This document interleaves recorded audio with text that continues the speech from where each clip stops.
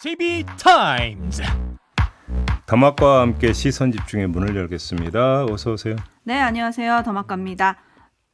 정은경님이 와 실시간 방송이네요 해주셨고 JY 마님도 드디어 실방 쉬는 날이라 실방을 봅니다라고 해주셨는데 오늘이 개천절이잖아요. 네. 그래서 사실 빨간 날이라서 아침에 나오기 좀 힘들었는데 이런 분들 때문에 좀 힘이 납니다. 시선 집중에 빨간 날이 없습니다. 네, 네. 이하나 이삼님 개천절에도 시선 집중, 날씨 흐려도 시선 집중, 휴일에도 시선 집중.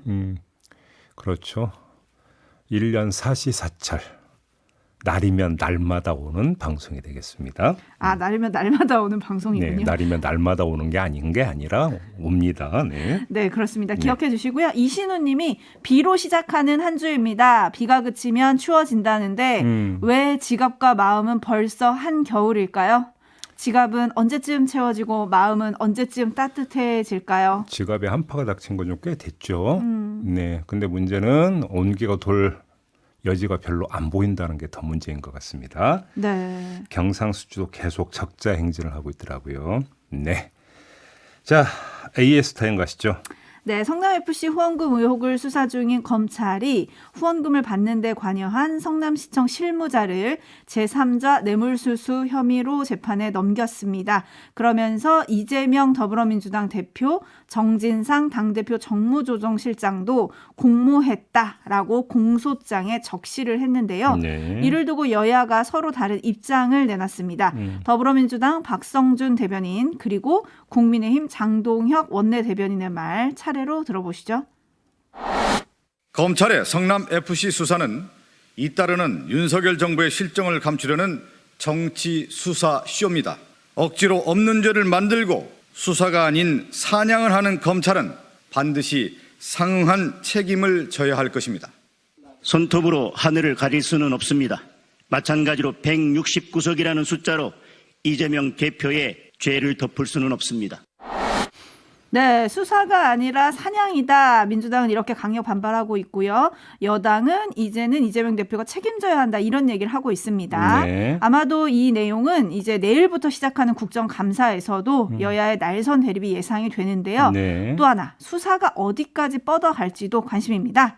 JB, 어떤 점에 주목해야 될까요? 언론은 전부 다 공소장에 이재명, 정진상 두 사람이 공모했다라는 내용을 적시했다라는 걸 뉴스로 뽑았던데요. 네. 제가 볼 때 이건 뉴스가 될 수도 없는 게 어? 이미 검찰이 다 밝혔던 거지 않습니까? 아, 제가 그 뉴스가 될 수 없다고 말씀을 드리는 게 뭐냐면 전혀 어떤 감추어졌던 인물이 갑자기 공소장에 불쑥 튀어나온 게 아니라는 거고요. 네. 그런 점에서. 그다음에 문제의 본질은 이 사건의 성격과 구조로 미루어 볼 때 이재명 더불어민주당 대표가 연관돼 있느냐 아니냐 이 문제가 아니고 사건의 성격이 정말로 뇌물죄가 성립이 되는 사건이냐 아니냐 오히려 여기에 있는 거 아닙니까? 이렇게 놓고 본다면 뭐 공소장에 뭐 이재명 대표가 그러니까 적시가 됐다 아니다가 중요한 게 아니라 공소 유지가 될 수 있느냐 없느냐 이게 더 그러니까 그 핵심 문제 아닌가 싶은 생각이 좀 들더라고요. 바로 그 점에서 어떤 방송에서 보니까 기자가 그 점을 강조하던데요. 이게 공소장에 쓴 거잖아요. 검찰들은 공소장에 이거를 쓸 때 굉장히 신중하게 쓴다. 왜냐하면 이 공소 유지가 돼야 되니까요. 그게 또 밝혀져야 되는 거고요. 그렇기 때문에 굉장히 신중하게 쓰는데 이거를 적시했다는 건 그만큼 수사가 제대로 여기까지 미쳤다는 거 아니겠느냐. 막 이렇게까지 얘기를 하던데요. 그러니까 이제 제가 볼 때는 수사가 여기까지 미쳤다가 중요한 게 아니라 이 수사로 그러니까 그 성격 규정을 한 거잖아요. 제3자 뇌물죄라고 하는. 네. 그러니까 제3자 뇌물죄가 성립이 되는 사건이냐 아니냐. 다시 말해서 이 사건은 성격상 전부냐 전무냐. 이 게임으로 갈 가능성이 높다. 이 점을 말씀을 드리는 겁니다. 오, 그렇군요. 네.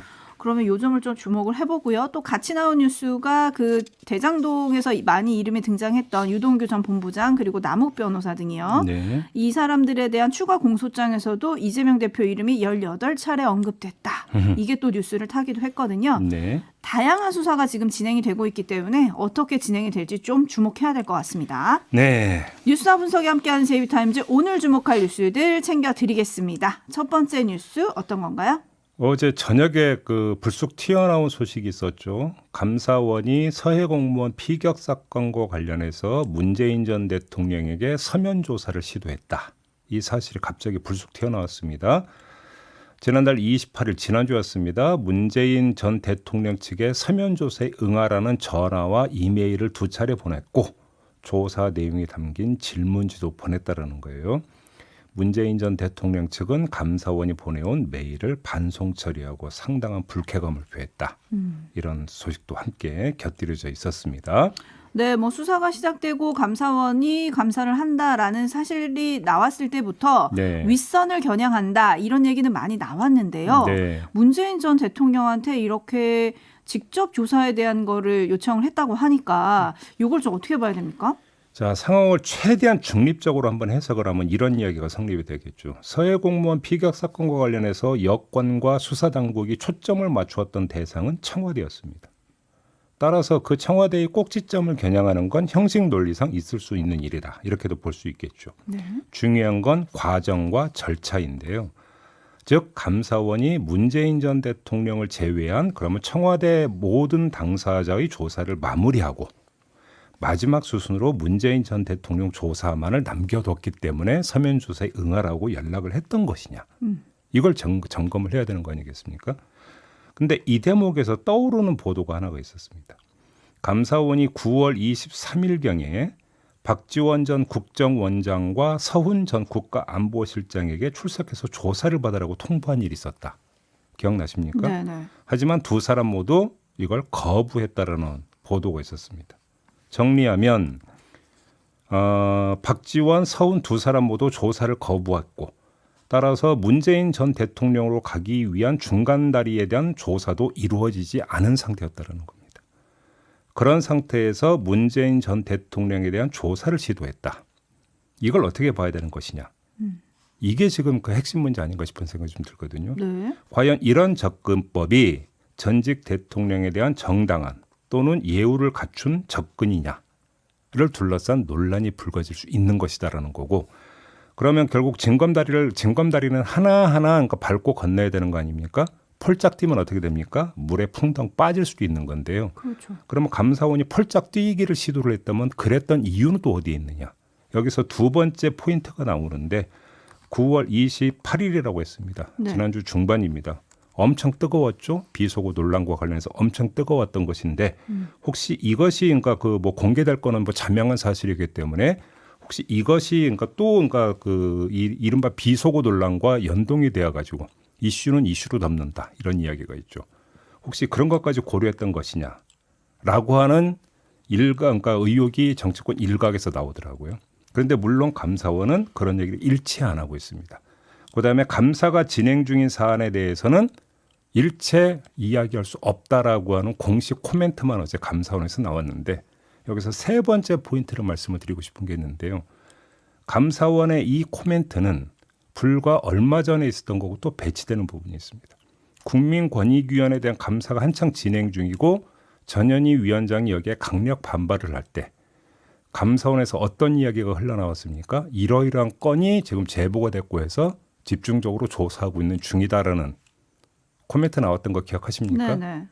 그러면서 뭐 수행비서 이야기하고 나왔던 거 기억나십니까? 네. 그러면 그때 이거 발설했던 사람 감사원에서 자체 조사해서 징계를 하거나 뭐 해야 되는 거 아닙니까?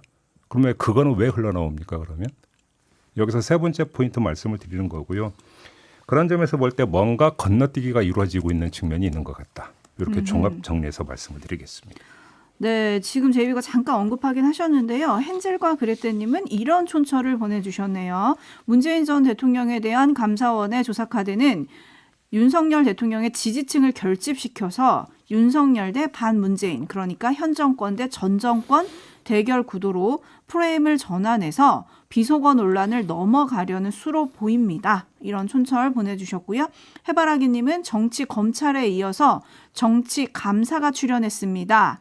라고 보내주셨고, 허보현님은 감사원이 전직 대통령을 조사하는 거는 처음 아닌가요? 라고 물음표 보내주셨는데 반면에 국민의힘 같은 경우에는 어차피 이 문제는 국민을 보호하지 못한 국가의 문제다. 책임을 가려야 하니까 대통령도 당연히 국민 물음에 답해야 한다. 이렇게 지금 얘기를 하고 있거든요. 네. 이 부분은 어떻게 보세요? 제가 조금 전에 말씀을 드렸잖아요. 뭐 마지막 단계에서 그러니까 전직 대통령한테 저는 물어볼 수도 있다고 생각합니다. 근데 문제는 이제 그 감사원에서 불가피하게 어쩔 수 없이 그다음에 너무나 당연하게 전직 대통령한테 물을 차례가 됐다라고 하는 국민적 인식과 공감대가 갖춰져 있느냐. 저는 이걸 지금 제기하는 거잖아요. 네네. 그게 아니라는 거 아닙니까? 네.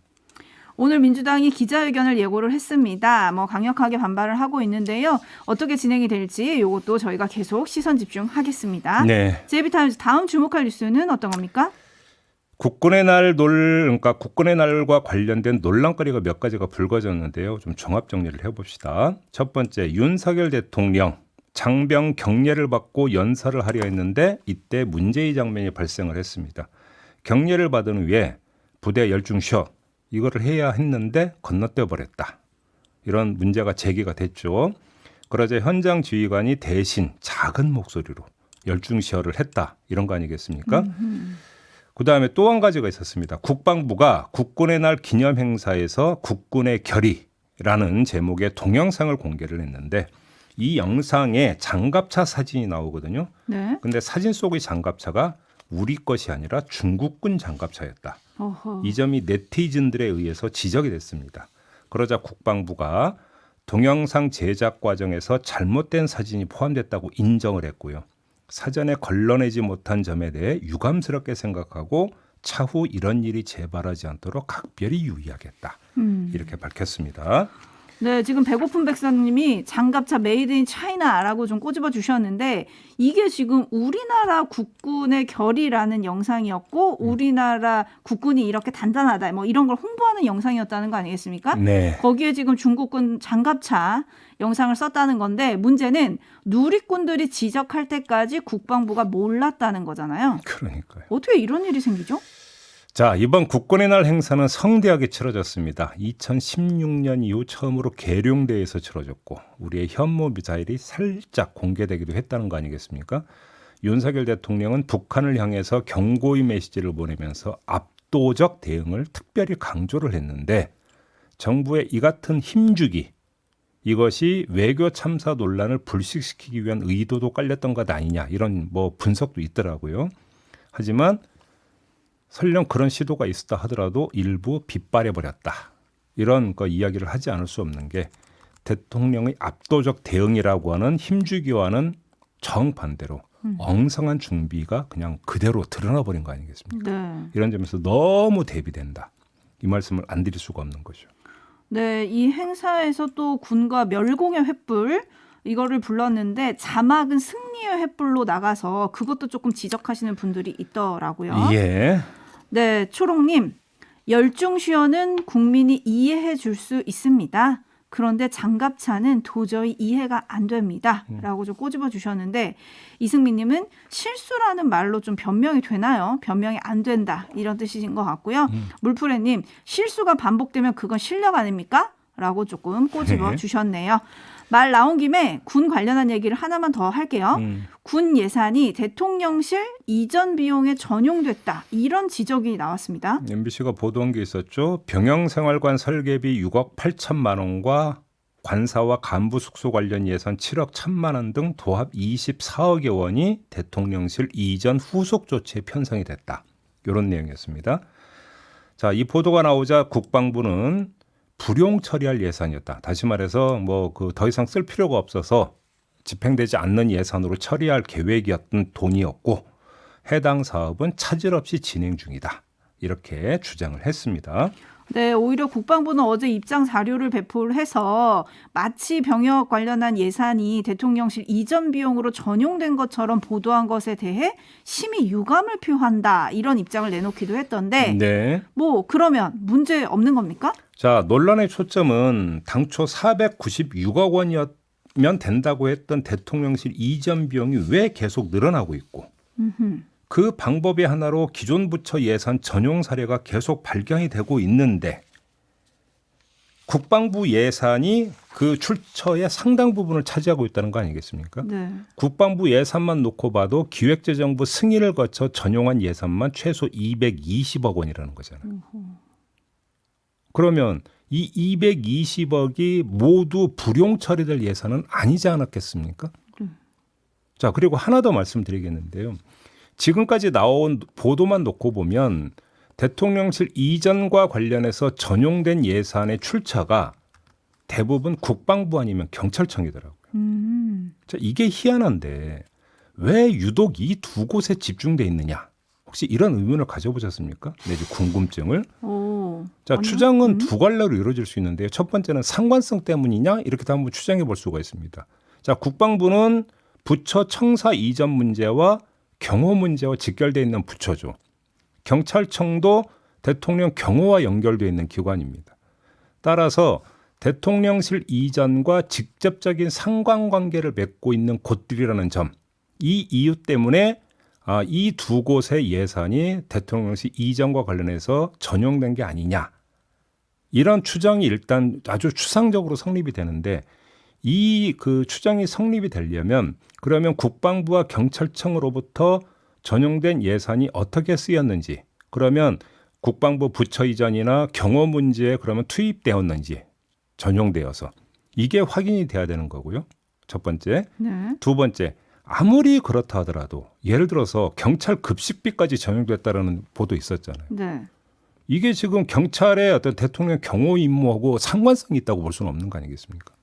그런 점에서 이 추정이 과연 맞는 추정인가라고는 반신반의가 생기는 거고요. 두 번째는 국방부와 경찰청의 조직적 특성이 있는 것 아니냐라는 분석도 가능합니다. 군과 경찰은 명령에 죽고 사는 조직입니다. 이런 조직의 특성이 영향을 미쳤을 가능성도 배제할 수 없다. 한번 점검을 해봐야 된다는 이야기인데, 즉 예산 조정에 따른 업무 그리고 그거에 따른 그 조직원들의 처우 조정에 이의를 제기하기 어렵고 보안도 유지하기 쉽다는 점이 혹시 작용을 한 것인가? 이것도 그러니까 점검을 해봐야 되는 것이죠. 네. 그렇죠. 하지만 이 두 가지는 모두 추정입니다. 내일부터 국정감사가 시작이 되죠. 네. 국정감사에서 밝혀야 될 과제다. 여기까지만 말씀을 드리겠습니다. 네, 얼마나 밝혀질지 지켜보도록 하겠습니다. HBYI님이 불용인데 진행 중이라고요? 전 요것도 좀 이상합니다. 라고 해주셨는데 여튼 어떻게 밝혀질지 지켜보도록 하겠습니다. JB타임즈 다음 주목할 뉴스는 어떤 건가요? 유승민 전 의원이 지난달 29일 경북대 강연을 마치고 기자들과 만나서 대통령 비속어 논란에 대해서 소신을 밝혔는데요. 들어보시죠. 바이든이냐 날리면이냐를 가지고 온 국민이 지금 청력 테스트를 하는 이런 상황이, 아니 경제로 지금 먹고 살기가 얼마나 힘든데 국민들이 얼마나 기가 막히겠습니까? 근데 또 그거를 가지고 그 자리에서 사과하고 끝낼 일을 이렇게 제가 보기에는 억지고, 많은 국민들께서 대통령실이고 국민의힘이고 대응이 정말 잘못됐다고 생각하시거든요. 그래서 저는 지금이라도 국민들을 정말 너무 개대 위주로 취급하는 코미디 같은 일은 당장 좀 중단하고 이 문제는 뭐 깨끗하게 사과하고 지나갈 문제다라고 생각을 합니다. 자, 이렇게 유승민 전 의원이 입장을 밝히니까 홍준표 대구시장이 엊그제 1일이었습니다. 페이스북에 글을 올려서 유승민 전 의원을 저격을 했습니다. 대통령의 문제 발언 직후 수습책으로 참모진들에게 인정할 것은 인정하고 정면 돌파하라고 조언했는데 대통령께서 내 생각과 다른 방향으로 정면 돌파하는 것을 보고 나는 침묵하는 게 옳다고 생각했다. 요즘 벌어지고 있는 일들이 박근혜 탄핵 전야같이 우리 내부를 흔드는 탄핵대 같은 세력이 또 있다는 느낌이 드는 것은 왜일까? 요 두 마디가 핵심이었는데요. 네. 한마디로 유승민 전 의원의 비판은 대통령 흔들기에 해당한다. 이런 비판 아니겠습니까? 네, 이게 뉴스를 많이 탔는데요. 좀 평가를 해볼까요? 자, 홍준표 시장의 논리를 준거 삼으면 두 사람에겐 공통점과 차이점이 있는데요. 대통령의 발언에 문제가 있고 그래서 깨끗하게 사과해야 한다라는 인식까지는 처음에 두 사람이 같았습니다. 네. 갈라지는 지점은 그 다음이었는데 윤석열 대통령이 그 요구를 받아들이지 않은 거잖아요.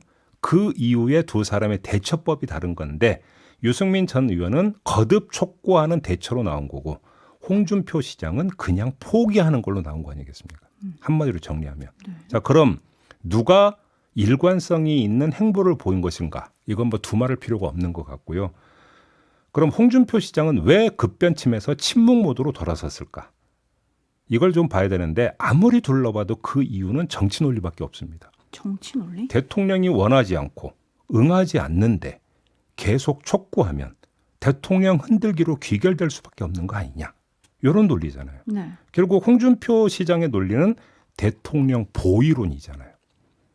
지금 국민의힘 내부에서 나타나고 있는 보위론과는 약간 결이 다르지만 본질은 같은 거죠. 국민의힘 내부에서 나오고 있는 보위론이 진실 부정을 통해서 면책을 꾀하는 보위론이라면 홍준표 시장의 보위론은 진실 외면을 통해서 불문에 붙이자는 보위론이다. 이렇게 정리하면 될 것 같습니다. 네. 마무리하죠. 담화가 수고하셨습니다. 고맙습니다.